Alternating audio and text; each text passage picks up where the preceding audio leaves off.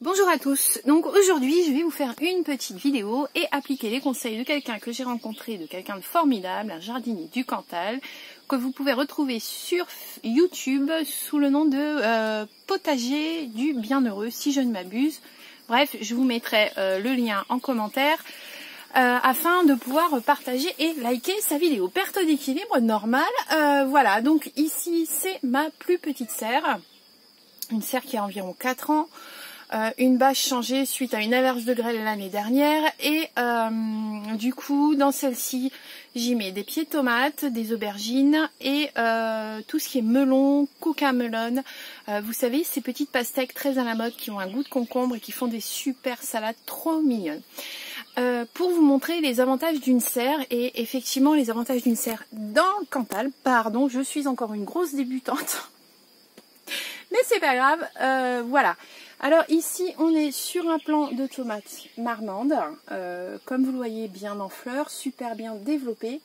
Et donc j'ai remarqué aujourd'hui qu'il portait donc ses premières tomates que vous allez apercevoir ici, voilà. Donc je vous rappelle que je vis dans le Cantal à 850 mètres d'altitude, donc les nuits ici sont super fraîches. Et avoir une serre permet d'avoir des récoltes plus tôt et de parer aux éventuelles baisses de température de fin août qui sont super fréquentes chez nous. Effectivement, il peut geler dès début août chez nous. Ensuite, ici, vous pouvez apercevoir, alors on va dire, voilà. Donc ceci est un plant de cucamelon, donc une variété cucurbitacée. Donc je vais vous montrer d'ici 2 petites minutes une autre variété de cucurbitacée qui va vous parler beaucoup plus. Donc vous pouvez voir qu'on retrouve donc les vrilles, les feuilles en forme de triangle, le côté un petit peu aventureux, mais tout miniaturisé.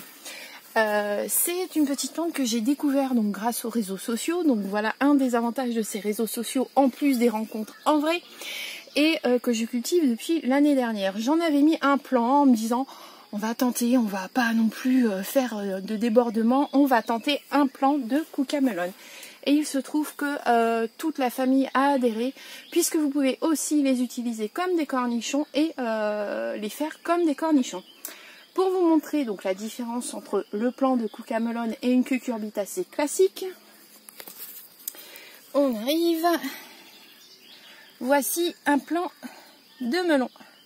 Donc je pense que la différence est assez flagrante.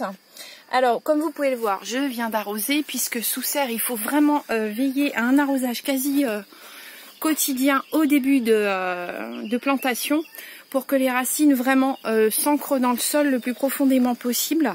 Alors ça peut paraître bizarre puisqu'on vous dit le contraire en été, mais voilà, moi c'est comme ça que je fonctionne et ça marche.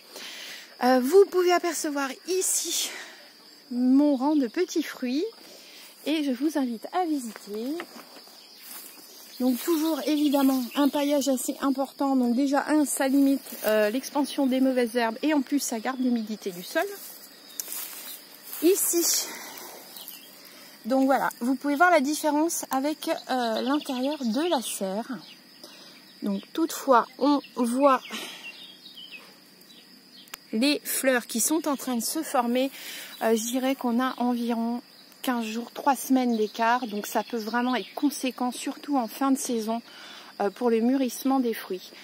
Ici, donc j'ai choisi des tomates reines de la ferme. C'est mon premier essai cette année.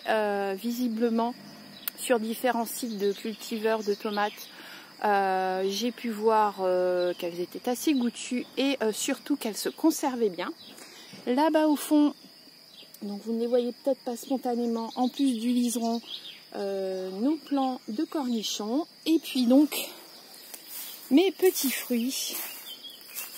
Voilà, ici. Alors, je les taille très très bas. Alors, c'est complètement paradoxal puisque normalement, on est censé les tailler à l'intérieur pour éviter qu'elles ne soient trop touffues pour faciliter la récolte. Sauf que moi, j'ai ce champ plein de mauvaises herbes, ce champ derrière plein de mauvaises herbes et que le seul moyen que j'ai trouvé pour préserver au maximum mon jardin, c'est justement de les tailler le plus court possible pour former une haie. Et donc là, vous pouvez voir tout ce qui vient du jardin d'à côté.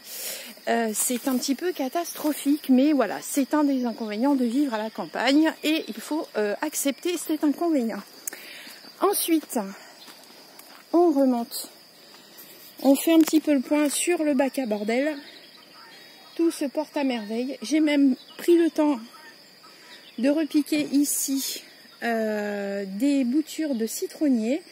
Et là-bas, je vais mettre en terre bientôt donc mes plants de pavot bleu de l'Himalaya, en espérant qu'on ait des fleurs d'ici la fin de l'été, parce que je ne suis pas garante du succès de cette plante.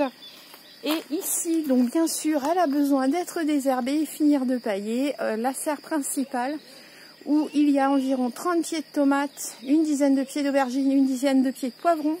Et de l'autre côté, donc des cornichons, des concombres et des melons. Et on va finir avec mon parterre principal. Et comme vous pouvez le voir, j'ai plutôt fait un champ de courgettes et autres cucurbitacées. J'ai tout mis ensemble. Certains diront, oh mon Dieu, la pollinisation croisée. Oui, effectivement, mais du coup, peut-être bonne surprise l'année prochaine. L'avenir nous le dira. En vrac, ici, vous avez aussi des radis. Ici, des haricots grimpants. Dans le fond, là-bas, poireaux, carottes, betteraves, haricots verts, haricots blancs, haricots violets. Derrière moi, en cours de levée, environ 5 rangs de haricots blancs, puisque ma fille a fait une bêtise, a laissé la boîte de graines sous l'eau. Bon, bref, il a fallu remédier au problème. Et là-bas aussi des radis noirs. Et ici, mon petit coin préféré. Donc, des tournesols de repousse ici. Et là, le parterre d'aromatiques avec persil, hibiscus, cerfeuil, oignon rocambole, thym, lavande, curcuma, mes mufliers de l'an dernier. Un petit zoom, j'espère, sur le curcuma que vous voyez là. Donc, qui a l'air de plutôt bien s'en sortir. À voir sur la suite. Et on va mettre cette vidéo en ligne afin de voir si le format vous convient mieux et si je m'améliore. Donc n'oubliez pas, allez liker le potager du bienheureux. Super rencontre cet après-midi. À plus!